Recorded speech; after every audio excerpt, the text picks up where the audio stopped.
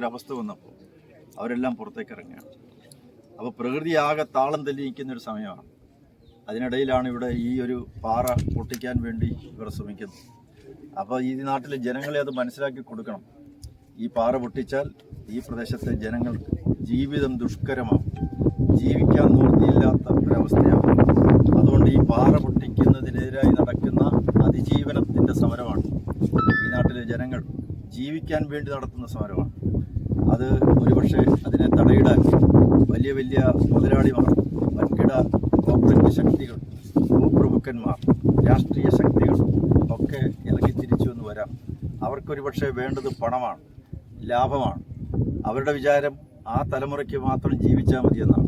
നമ്മൾ പറയുന്നത് ഈ തലമുറയ്ക്ക് മാത്രമല്ല, വരും കാലങ്ങളിൽ ഇവിടെ ജീവിക്കേണ്ട എല്ലാ തലമുറകളും, വരും തലമുറകൾക്ക് മുഴുവൻ ഇവിടെ ജീവിക്കാൻ കഴിയണം. നമ്മൾ ഇന്ന് ഇത് തടഞ്ഞില്ലെങ്കിൽ അടുത്ത തലമുറ നമ്മളോട് ചോദിക്കും, ജീവിക്കാൻ നിവൃത്തിയില്ലാതെ കഷ്ടപ്പെടുമ്പോൾ, ഒരു തുള്ളി വെള്ളം പോലും കിട്ടാൻ നിവൃത്തിയില്ലാതെ നെട്ടോട്ടമിടുമ്പോൾ ഈ പാറ പൊട്ടിച്ചാൻ കൂട്ടുനിന്ന നിങ്ങളോട് ആര് ക്ഷമിക്കും?